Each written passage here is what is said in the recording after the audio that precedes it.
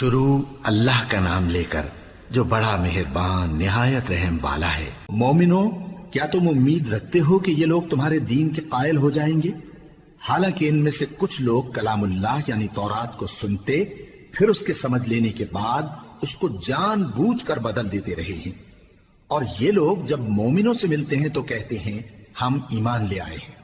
اور جس وقت تنہائی میں ایک دوسرے سے ملتے ہیں تو کہتے ہیں جو بات اللہ نے تم پر ظاہر فرمائی ہے وہ تم ان کو اس لیے بتائے دیتے ہو کہ قیامت کے دن اسی کے حوالے سے تمہارے پروردگار کے سامنے تم کو الزام دیں۔ کیا تم سمجھتے نہیں؟ کیا یہ لوگ یہ نہیں جانتے کہ جو کچھ یہ چھپاتے اور جو کچھ ظاہر کرتے ہیں اللہ کو سب معلوم ہے؟ اور بعض ان میں ان پڑھ ہیں کہ اپنی آرزوؤں کے سوا اللہ کی کتاب سے واقف ہی نہیں، اور وہ صرف اٹکل سے کام لیتے ہیں۔ سو ان لوگوں پر افسوس ہے جو اپنے ہاتھ سے کتاب لکھتے ہیں اور کہتے یہ ہیں کہ یہ اللہ کے پاس سے آئی ہے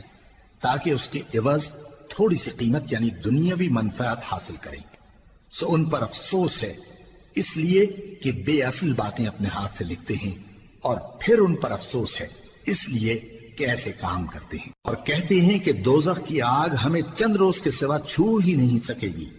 ان سے پوچھو کیا تم نے اللہ سے اقرار لے رکھا ہے کہ اللہ اپنے اقرار کے خلاف نہیں کرے گا؟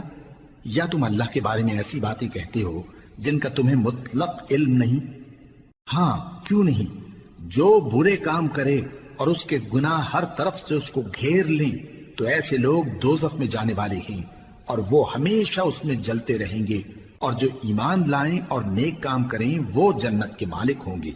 اور ہمیشہ اس میں عیش کرتے رہیں گے۔ اور جب ہم نے بنی اسرائیل سے عہد لیا کہ اللہ کے سوا کسی کی عبادت نہ کرنا، اور ماں باپ اور رشتہ داروں اور یتیموں اور محتاجوں کے ساتھ بھلائی کرتے رہنا، اور لوگوں سے اچھی باتیں کہنا، اور نماز پڑھتے اور زکوٰۃ دیتے رہنا، تو چند آدمیوں کے سوا تم سب اس عہد سے منہ پھیر کر پلٹ گئے۔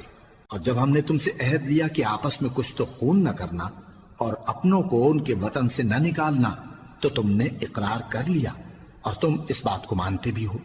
پھر تم وہی ہو کہ اپنوں کو قتل بھی کر دیتے ہو، اور اپنے میں سے بعض لوگوں پر گناہ اور ظلم سے چڑھائی کر کے انہیں وطن سے نکال بھی دیتے ہو،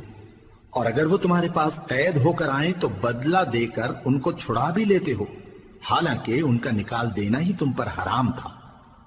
یہ کیا بات ہے کہ تم کتاب اللہ کے بعض احکام کو تو مانتے ہو اور بعض سے انکار کیے دیتے ہو؟